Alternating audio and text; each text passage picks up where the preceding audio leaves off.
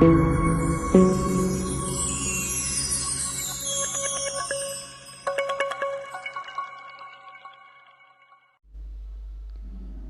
सत्कारयोग सतगुरां दी साजी निवाजी गुरु रूप प्यारी गुरु सवारी साध संगत जी,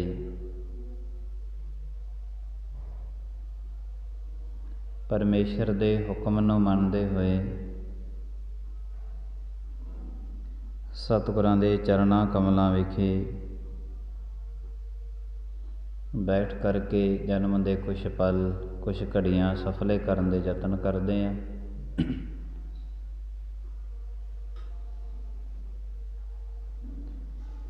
मनुख नूं करोड़ां तरह दीआं चिंता ने इहदे विकास नूं रोक के रखिया होया है। धार्मिक ग्रंथां दा मनना है कि चिंता जिस भी मनुख दे अंदर है, ये चिंता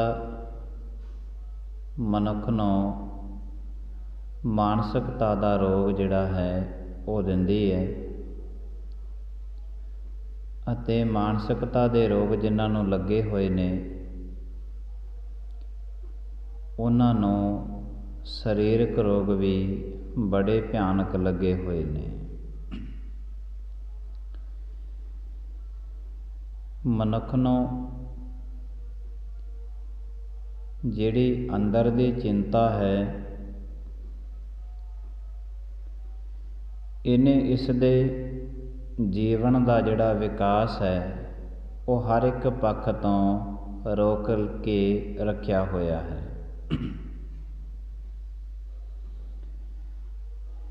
दिमाग का जो विकास है अंदर दी चिंता इसदा दिमाग नहीं चलन दिंदी।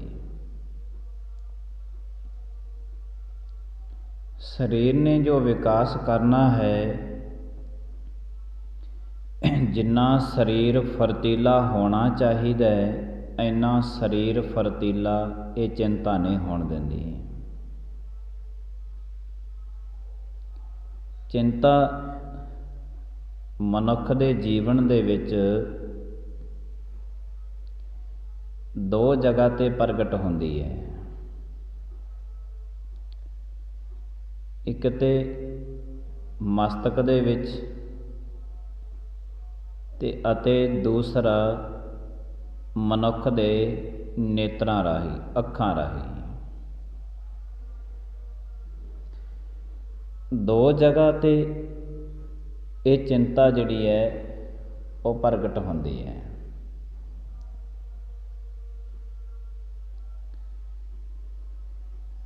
मस्तक जिहड़ा मनुख दा है ये मस्तक दे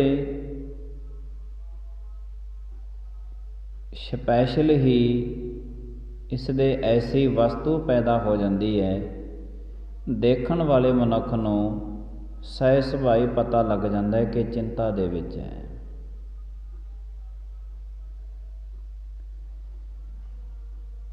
गुरु साहिब जी महाराज कहते चिंतत ही दिसै सब कोय चेता एक तही सुख होए। जितने मनुख असी देख रहे हैं सारे दे सारे मनुखां नूं कोई ना कोई चिंता जरूर लगी हुई है। वरना मनुख दे दो नेत्र बंद हो के मस्तक दे विच तीसरी अख खुल जानी सी। अज मस्तक दे विच अनेकां तरह दे वट पए हुए ने।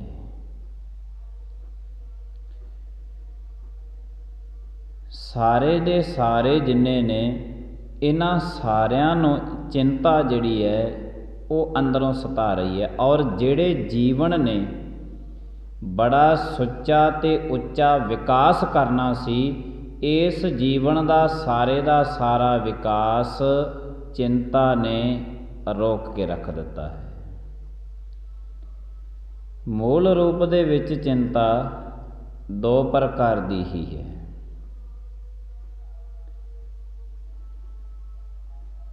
ਗੁਰੂ ਤੇਗ ਬਹਾਦਰ ਸਾਹਿਬ ਜੀ ਮਹਾਰਾਜ ਅਮੋਲਕ ਬਚਨ ਕਰਦੇ ਨੇ, ਚਿੰਤਾ ਤਾਂ ਕੀ ਕੀਜੀਐ ਜੋ ਅਨਹੋਨੀ ਹੋਏ, ਇਹੋ ਮਾਰਗ ਸੰਸਾਰ ਕੋ ਨਾਨਕ ਥਿਰ ਨਹੀਂ ਕੋਏ।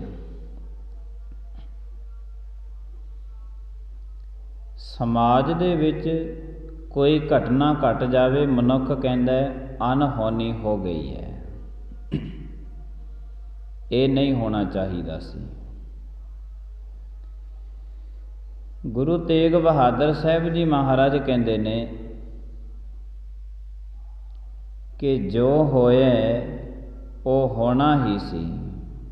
ਦੋ ਪ੍ਰਕਾਰ ਦੀ ਚਿੰਤਾ ਮਨੁੱਖ ਨੂੰ ਸਤਾਉਂਦੀ ਹੈ। ਇੱਕ ਤੇ ਇਹ ਚਿੰਤਾ ਹੈ ਕਿ ਪਰਮਾਤਮਾ ਇਹ ਕਰਮ ਕਿਤੇ ਹੋ ਨਾ ਜਾਵੇ।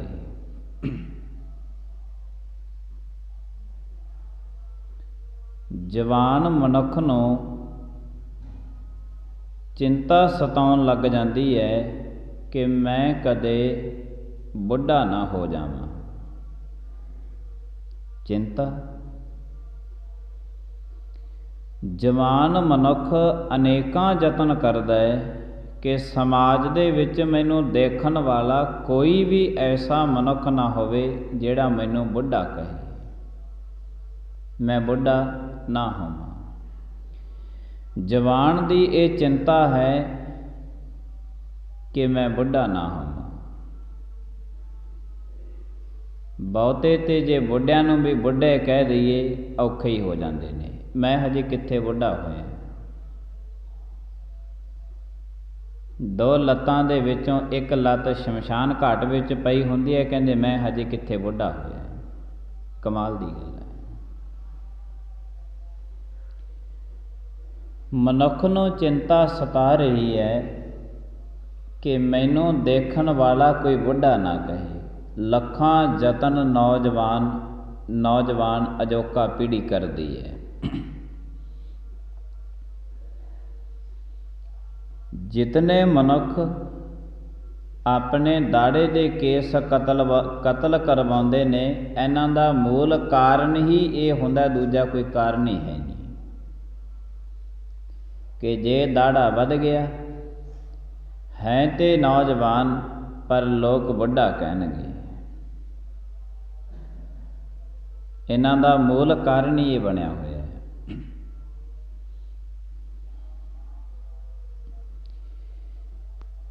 ਔਰ ਸਿਰ ਦੇ ਕੇਸ ਕਤਲ ਕਰਵਾਏ ਨੇ, ਉਹਦਾ ਵੀ ਕਾਰਨ ਹੀ ਹੈ। ਬਹੁਤੇ ਤੇ ਸਾਰੀ ਜ਼ਿੰਦਗੀ ਕੇਸਾਂ ਨੂੰ ਬਿਲਕੁਲ ਵੀ ਨਹੀਂ ਆਉਣ ਦਿੰਦੇ ਕਿ ਸਾਡਾ ਕਿਤੇ ਪਤਾ ਨਾ ਲੱਗ ਜਾਵੇ ਕਿ ਅਸੀਂ ਕਿੰਨੇ ਕੁ ਬੁੱਢੇ ਹਾਂ। ਤੇ ਸਮਾਜ ਦੇ ਵਿੱਚ ਜਿੰਨੇ ਬੁੱਢੇ ਨੇ, ਚਿੰਤਾ ਉਹਨਾਂ ਨੂੰ ਵੀ ਹੈ ਕਿ ਸਾਨੂੰ ਕੋਈ ਕਹਿ ਨਾ ਦੇਵੇ। ਅਜੋਕੇ ਸਮੇਂ ਦੇ ਯੁੱਗ ਦੇ ਵਿੱਚ ਐਸਾ ਦੇਖਣ ਨੂੰ ਮਿਲਿਆ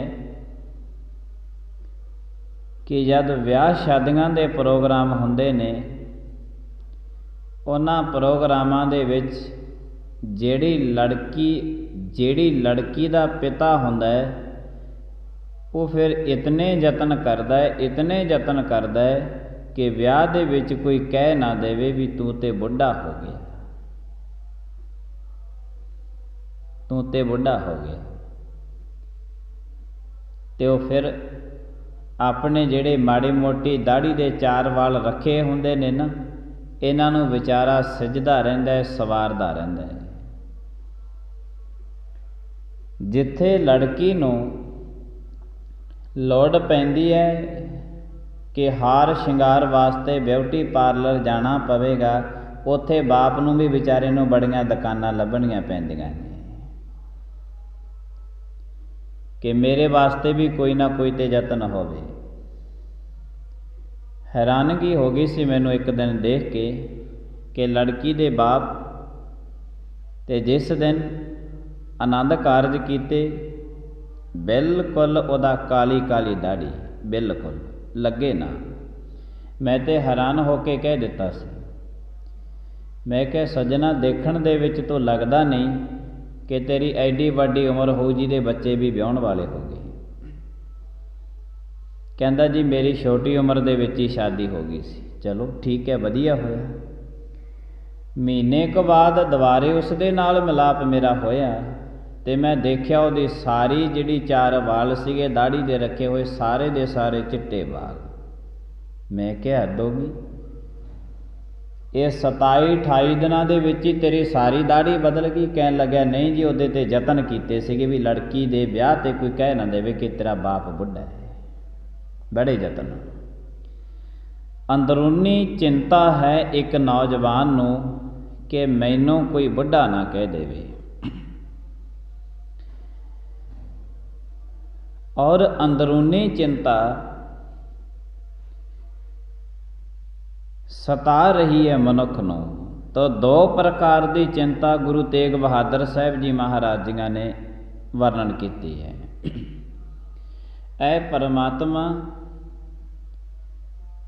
एक ते जो मैं नहीं चाहता वो किते हो ना जावे। परमात्मा मैं नहीं चाहता कि मैनू दुनिया बुढ़ा कहे, मैं किते बुढ़ा हो ना जावां। दूसरी चिंता है जो परमात्मा मैं चाहुंदा वो हो जावे, जो मैं नहीं चाहता वो ना होवे, जो मैं चाहुंदा वो हो जावे। ऐ परमात्मा, जो कुछ अज पड़ोसी दे घर दे विच होया देखी कदे ये किते मेरे घर दे विच ना होवे हो जावे चिंता। जो कितना धन पदार्थ परमात्मा पड़ोसी दे घर विच आए ने, ये सारे दे सारे पदार्थ सारे दा सारा धन मेरे घर दे विच आ जावे, ऐसी किरपा परमात्मा तुसी करियो। दूजी चिंता, चिंतत ही दिसै सब कोय, चेतै एक तही सुख होए। इहो ही चिंता ने, ये 2 प्रकार की चिंता है ਜਿਹੜੀ चिंता ने मनुख दा सारे दा सारा जीवन दा विकास रोक के रखा होया है। और ये चिंता हर एक मनुख दे अंदर है। गुरु साहिब जी महाराज कहंदे चिंतत ही दिसै सब कोय।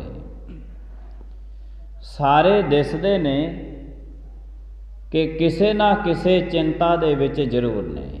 तो गुरु साहिब जी महाराज कहंदे ना कर चिंत, चिंता है करते। तू किसी भी गल की चिंता ना कर। क्यों? क्योंकि जो होना है वो होना है, जो नहीं होना वो नहीं होना। जे तू बुढ़ा होना है तो होना है, इते पक्का ही होवेगा। बुढ़ेपे तो अगाहां वाला जिहड़ा पड़ाव जिंदगी का वो है मौत। मौत तो गालबन सारी दी सारी दुनिया डरदी है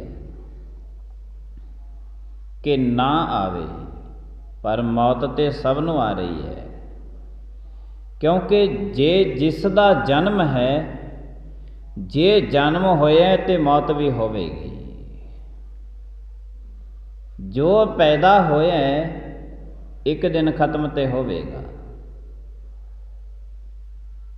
पर मनुख नूं अंदरूनी चिंता है कि परमात्मा ये बुढ़ेपा चल रहा है, छेती मौत ना आवे। बुढ़े भी ते लखां करोड़ां यतन करते हैं। अंदरूनी चिंता कि ये ना होवे।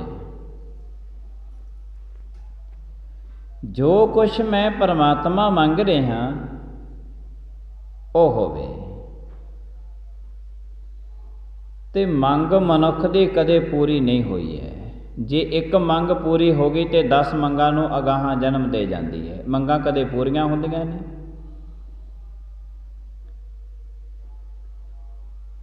ਜੋ ਮੈਂ ਚਾਹੁੰਦਾ ਉਹ ਹੋਵੇ, ਇਹ ਹਰ ਇੱਕ ਮਨੁੱਖ ਦੀ ਅੰਦਰੂਨੀ ਚਿੰਤਾ ਹੈ। ਇਹ 2 ਪ੍ਰਕਾਰ ਦੀ ਜਿਹੜੀ ਚਿੰਤਾ ਹੈ ਨਾ, ਇਹਨੂੰ ਅੰਦਰੂਨੀ ਚਿੰਤਾ ਕਹਿੰਦੇ ਨੇ, ਕਿ ਜੋ ਮੈਂ ਚਾਹੁੰਦਾ ਉਹ ਹੋਵੇ। ਇਸੇ ਨੂੰ ਗੁਰੂ ਤੇਗ ਬਹਾਦਰ ਸਾਹਿਬ ਜੀ ਮਹਾਰਾਜ ਕਹਿੰਦੇ ਨੇ, ਚਿੰਤਤ ਹੀ ਦਿਸੈ ਸਭ ਕੋਇ। ਇਹਦੇ ਵਿੱਚ ਸਾਰੇ ਲੈਵਲ ਦੇ ਬੰਦੇ ਹੀ ਆ ਜਾਂਦੇ ਨੇ। ਸਮਾਜਿਕ ਮਨੁੱਖ ਵੀ ਆ ਜਾਂਦੇ ਹਨ, ਧਾਰਮਿਕ ਮਨੁੱਖ ਵੀ ਆ ਜਾਂਦੇ ਨੇ, ਰਾਜਨੀਤਿਕ ਮਨੁੱਖ ਵੀ ਆ ਜਾਂਦੇ ਨੇ। ਕਿ ਜੋ ਮੈਂ ਚਾਹੁੰਦਾ ਪਰਮਾਤਮਾ ਉਹੀ ਹੋਵੇ। ਤੇ ਮੈਂ ਇਹ ਚਾਹੁੰਦਾ ਕਿ ਮੇਰੇ ਘਰ ਦੇ ਵਿੱਚ ਅਨੇਕਾਂ ਤਰ੍ਹਾਂ ਦੇ ਪਦਾਰਥ ਆਈ ਜਾਣ, ਸਾਰੇ ਦੇ ਸਾਰੇ ਸੁੱਖ ਮੇਰੇ ਹੀ ਘਰੇ ਆਈ ਜਾਣ, ਗਵਾਂਢੀਆਂ ਦੇ ਘਰੇ ਤੇ ਇੱਕ ਵੀ ਜਾਵੇ ਨਾ। ਪਰ ਗੁਰੂ ਸਾਹਿਬ ਜੀ ਮਹਾਰਾਜ ਕਹਿੰਦੇ ਨੇ, ਪਾਰੋਸੀ ਕੇ ਜੋ ਹੁਆ ਤੂੰ ਆਪਣੇ ਪੀ ਜਾਣ। ਜੋ ਕੁਛ ਅੱਜ ਤੇਰੇ ਪੜੋਸੀ ਦੇ ਘਰ ਦੇ ਵਿੱਚ ਹੈ, ਇਹ ਤੇਰੇ ਘਰ ਵਿੱਚ ਵੀ ਹੋਵੇਗਾ। ਤੂੰ ਆਪਣੇ ਘਰ ਦੇ ਵਿੱਚ ਵੀ ਜਾਣ ਲੈ, ਇੱਕ ਦਿਨ ਤੇਰੇ ਵੀ ਆਵੇਗਾ। ਸੁੱਖ ਹੈ ਤਾਂ ਤੇਰੇ ਆਵੇਗਾ, ਦੁੱਖ ਹੈ ਤਾਂ ਵੀ ਤੇਰੇ ਆਵੇਗਾ। ਗੁਰੂ ਸਾਹਿਬ ਜੀ ਮਹਾਰਾਜ ਕਹਿੰਦੇ, ਇਸ ਨੇ ਅੰਦਰ ਦੀ ਚਿੰਤਾ ਹੈ ਕਿ ਜੋ ਮੈਂ ਚਾਹੁੰਦਾ ਉਹ ਹੋਵੇ। ਤੇ ਮਨੁੱਖ ਕੀ ਚਾਹੁੰਦਾ? ਮਨੁੱਖ ਦੀ ਆਪਣੀ ਇੱਛਾ ਰੱਖੀ ਹੋਈ ਹੈ ਕਿ ਸਮਾਜ ਦੇ ਵਿੱਚ ਮੇਰਾ ਬਹੁਤ ਉੱਚਾ ਤੇ ਸੁੱਚਾ ਨਾਮ ਚਮਕਦਾ ਹੋਵੇ, ਮੈਨੂੰ ਸਾਰੀ ਦੁਨੀਆ ਜਾਣਦੀ ਹੋਵੇ। ਮਨੁੱਖ ਦੀ ਮੰਗ ਹੈ। ਮੈਂ ਬਹੁਤ ਚੰਗਾ ਹਾਂ, ਮੇਰੀ ਦੁਨੀਆ ਸਿਫਤ ਕਰਦੀ ਹੋਵੇ, ਇਹ ਮੈਂ ਚਾਹੁੰਦਾ। ਇਹ ਮੇਰੀ ਆਪਣੀ ਇੱਛਾ ਹੈ ਕਿ ਦੁਨੀਆ ਮੇਰੀ ਸਿਫਤ ਸਲਾਘਾ ਕਰਦੀ ਰਹੇ। ਚਿੰਤਾ ਅਨਹੋਣੀ। ਤੇ ਸਾਰੀ ਜ਼ਿੰਦਗੀ ਤੇ ਮਨੁੱਖ ਇਹਨਾਂ ਗੱਲਾਂ ਦੇ ਵਿੱਚ ਕੱਢਦਾ ਹੈ। ਦੁਨੀਆ ਮੇਰੀ ਸਿਫਤ ਸਲਾਘਾ ਕਰੇ, ਮੇਰੇ ਘਰ ਦੇ ਵਿੱਚ ਅਨੇਕਾਂ ਤਰ੍ਹਾਂ ਦੇ ਪਦਾਰਥ ਹੋਣ, ਸਾਰੇ ਦੁਨੀਆ ਦੇ ਲੋਕ ਮੇਰੀ ਪੂਜਾ ਪ੍ਰਤਿਸ਼ਠਾ ਕਰਨ, ਮੇਰੀ ਪੂਜਾ ਹੋਵੇ। ਮਨੁੱਖ ਤੇ ਚਾਹੁੰਦਾ ਹੈ। ਗੁਰੂ ਸਾਹਿਬ ਜੀ ਮਹਾਰਾਜ ਕਹਿੰਦੇ, ਇਹ ਅਨਹੋਣੀ ਚਿੰਤਾ ਹੈ। ਭਲਕੇ ਜੋ ਪਰਮਾਤਮਾ ਦੀ ਸ੍ਰਿਸ਼ਟੀ ਹੈ, ਪਰਮਾਤਮਾ ਦੀ ਸ੍ਰਿਸ਼ਟੀ ਦੇ ਵਿੱਚ ਅਨਹੋਣੀ ਕਦੇ ਵੀ ਹੁੰਦੀ ਨਹੀਂ ਹੈ। ਕੋਈ ਬੱਚਾ ਚੜ੍ਹਾਈ ਕਰ ਗਿਆ, ਹੋਣੀ ਸੀ। ਯੁਵਾ ਚੜ੍ਹਾਈ ਕਰ ਗਿਆ, ਹੋਣਾ ਸੀ। ਬੁਢੇਪੇ ਦੇ ਵਿੱਚ ਜਾ ਕੇ ਕੋਈ ਚੜ੍ਹਾਈ ਕਰ ਗਿਆ, ਹੋਣਾ ਸੀ। ਚਿੰਤਾ ਕਿਸ ਗੱਲ ਦੀ ਹੈ? ਇਹ ਤੇ ਹੋਣੀ ਦੇ ਵਿੱਚ ਆਇਆ ਹੈ, ਜੋ ਹੋਣੀ ਹੈ। ਗੁਰੂ ਸਾਹਿਬ ਜੀ ਮਹਾਰਾਜ ਕਹਿੰਦੇ, ਇਹ ਸਾਰਾ ਕੁਝ ਹੋਣੀ ਦੇ ਵਿੱਚ ਚੱਲ ਰਿਹਾ ਹੈ, ਤੈਨੂੰ ਇਹ 2 ਪ੍ਰਕਾਰ ਦੀ ਚਿੰਤਾ ਅਣਹੋਣੀ ਲੱਗੀ ਹੋਈ ਹੈ। ਇਹ ਅਣਹੋਣੀ ਨਹੀਂ ਹੈ ਵੀ ਕੋਈ ਚੜ੍ਹਾਈ ਕਰ ਗਿਆ ਅਣਹੋਣੀ। ਪਰਮਾਤਮਾ ਦੇ ਹੁਕਮ ਦੇ ਵਿੱਚ ਕਦੇ ਵੀ ਅਣਹੋਣੀ ਨਹੀਂ ਹੁੰਦੀ। ਜੋ ਕੁਛ ਮੇਰੇ ਕੋਲ ਹੋਵੇ।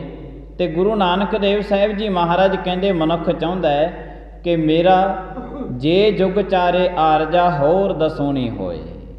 4 ਯੁੱਗਾਂ ਦੀ ਮੇਰੀ ਉਮਰ ਹੋਵੇ।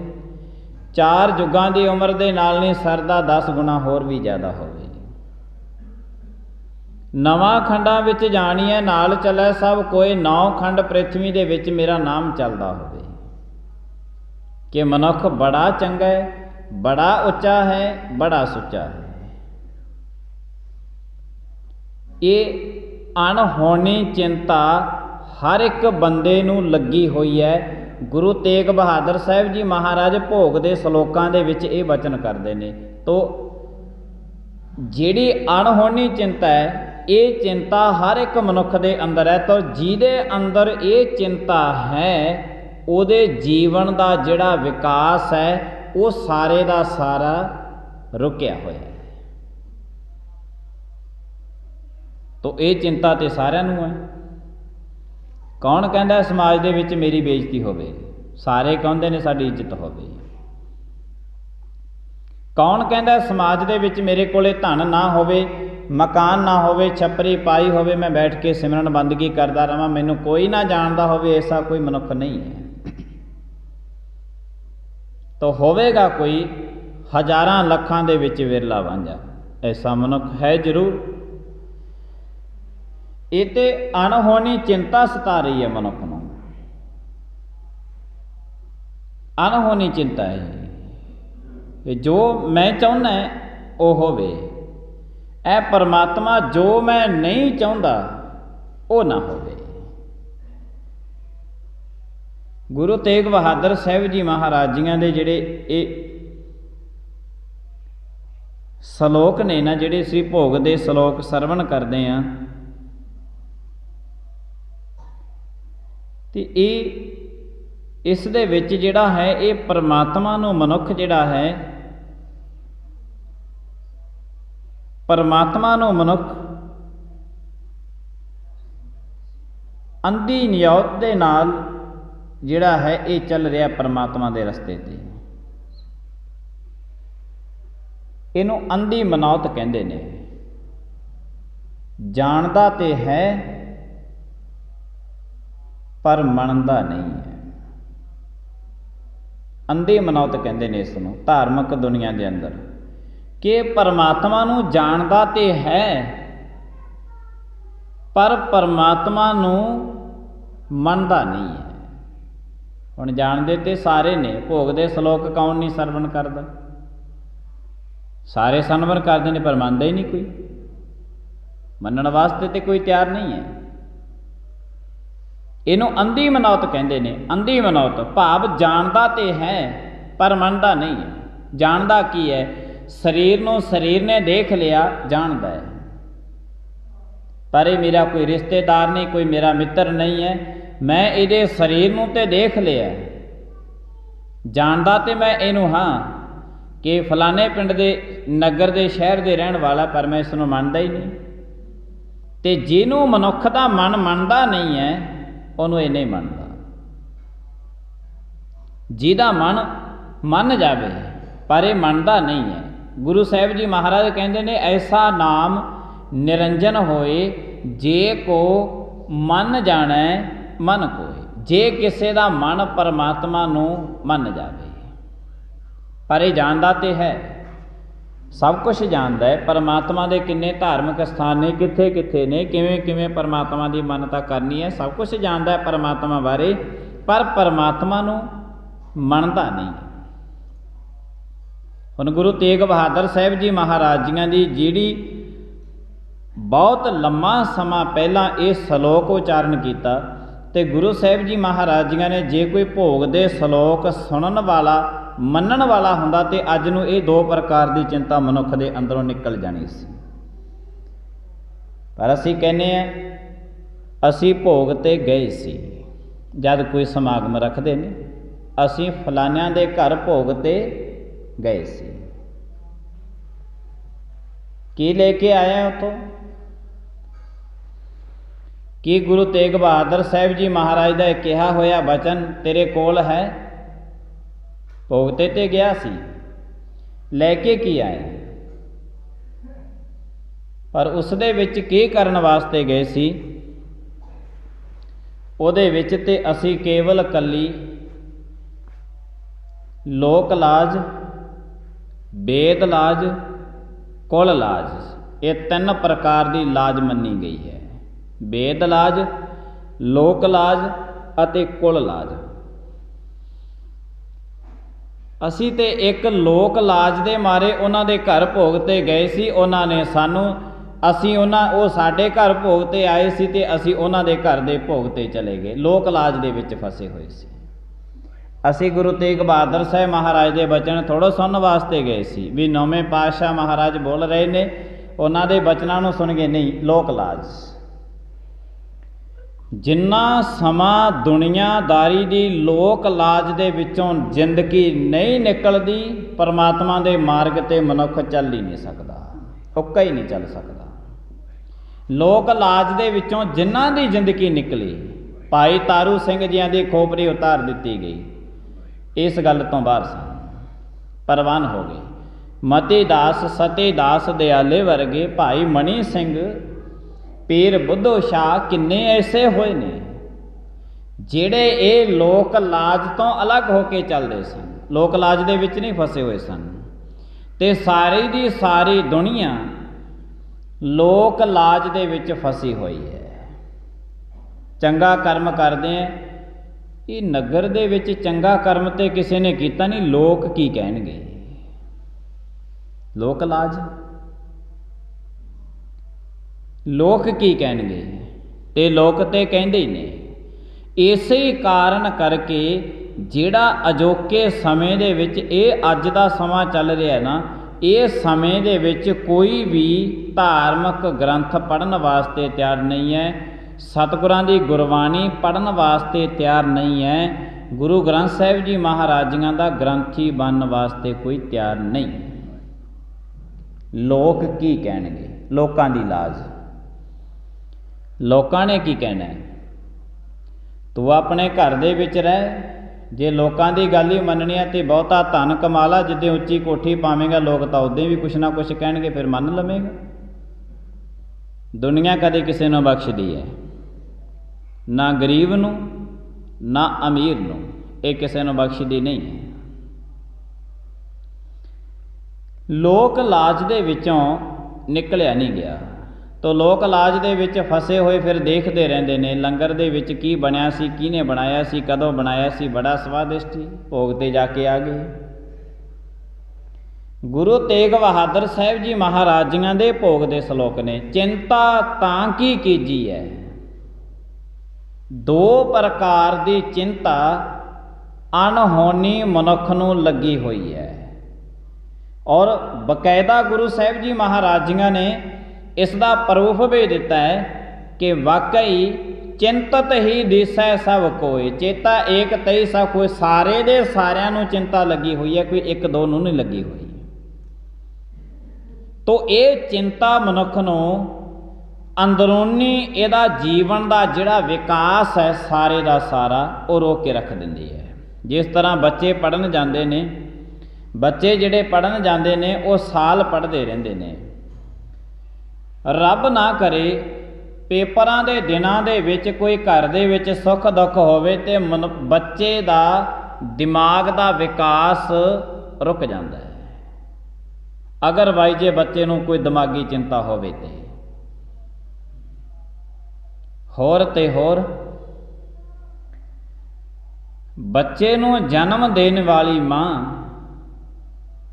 ਅਗਰਵਾਈਜ਼ ਜੇ ਮਾਂ ਨੂੰ ਕੋਈ ਬਹੁਤੀ ਵੱਡੀ ਚਿੰਤਾ ਸਤਾ ਰਹੀ ਹੋਵੇ ਤਾਂ ਸਹੀ ਤਰੀਕੇ ਦੇ ਨਾਲ ਬੱਚੇ ਨੂੰ ਮਾਂ ਜਨਮ ਨਹੀਂ ਦਿੰਦੀ, ਸਹੀ ਢੰਗ ਦੇ ਨਾਲ ਬੱਚੇ ਦੀ ਜੀਵਨ, ਬੱਚੇ ਦਾ ਵਿਕਾਸ, ਦਿਮਾਗੀ ਵਿਕਾਸ ਨਹੀਂ ਹੋਵੇਗਾ।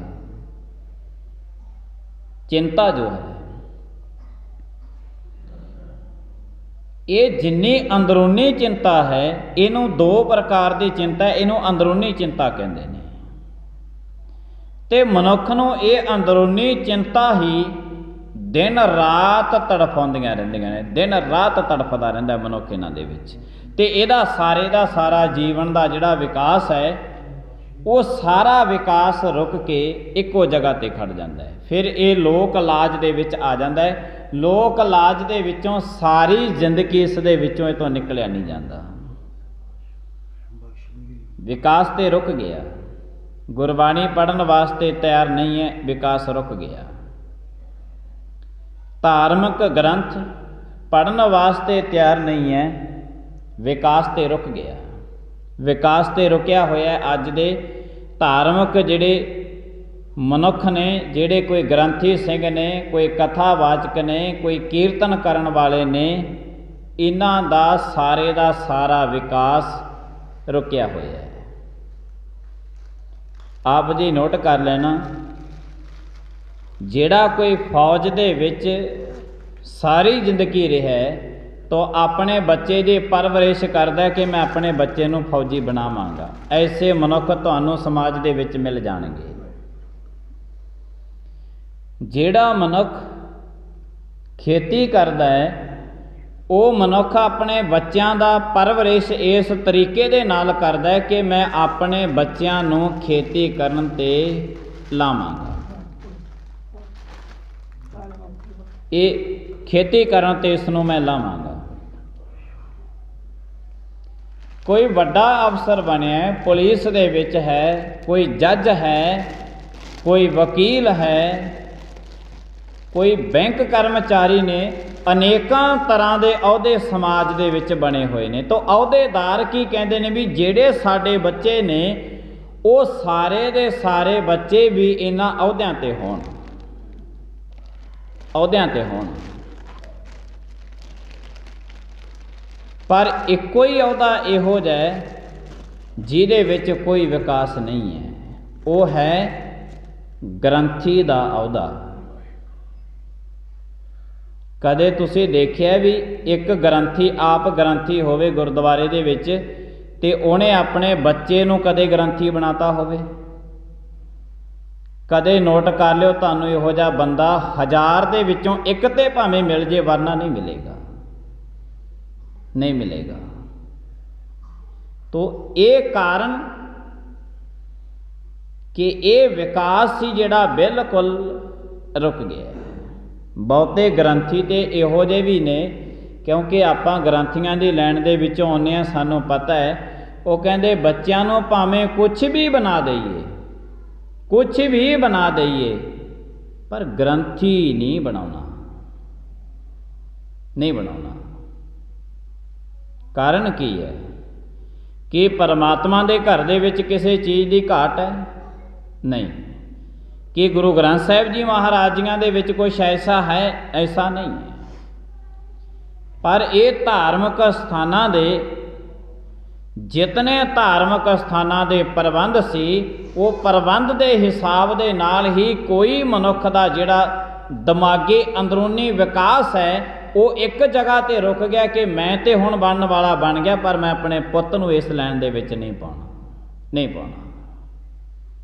ਤੋ ਅੱਜ ਤੋਂ ਕੁਝ ਸਮਾਂ ਪਹਿਲਾਂ ਸੀ, ਜਿਨ੍ਹਾਂ ਟਾਈਮਾਂ ਦੇ ਵਿੱਚ ਦਾਸ ਪੜ੍ਹਦਾ ਹੁੰਦਾ ਸੀ, ਸੰਨ 95 ਦੇ ਵਿੱਚ, 1995 ਦੇ ਵਿੱਚ, ਉਹਦੇ ਵਿੱਚ ਇੱਕ ਸ਼ੌਂਕੀਆ ਤੌਰ 'ਤੇ ਗੁਰਬਾਣੀ ਨੂੰ ਪੜ੍ਹਿਆ ਜਾਂਦਾ ਸੀ। ਸ਼ੌਂਕ ਤੌਰ 'ਤੇ ਗੁਰਬਾਣੀ ਨੂੰ ਕੰਠ ਕੀਤਾ ਜਾਂਦਾ ਸੀ, ਕੰਠ ਕੀਤਾ ਜਾਂਦਾ ਸੀ ਗੁਰਬਾਣੀ ਨੂੰ। ਸ਼ੌਂਕ, ਅੰਦਰੋਂ ਸ਼ੌਂਕ ਹੁੰਦਾ ਸੀ। ਔਰ ਮਾਂ ਬਾਪ ਵੀ ਇਸ ਗੱਲ 'ਤੇ ਬੜੇ ਖੁਸ਼ ਹੁੰਦੇ ਸਨ, ਅੱਜ ਤੋਂ ਤਕਰੀਬਨ 25-30 ਸਾਲ ਪਹਿਲਾਂ, ਕਿ ਸਾਡਾ ਜਿਹੜਾ ਬੱਚਾ ਹੈ ਇਹ ਪਰਮਾਤਮਾ ਦੇ ਘਰ ਦੇ ਵਿੱਚ ਅਕਾਲ ਪੁਰਖ ਦੀ ਗੁਰਬਾਣੀ ਨੂੰ ਪੜ੍ਹ ਰਿਹਾ ਹੈ, ਅਕਾਲ ਪੁਰਖ ਦੀ ਗੁਰਬਾਣੀ ਨੂੰ ਸੁਣ ਰਿਹਾ ਹੈ। ਅਜੋਕੇ ਸਮੇਂ ਦੇ ਵਿੱਚ ਐਸਾ ਕਿਤੇ ਨਹੀਂ ਰਹਿ ਗਿਆ।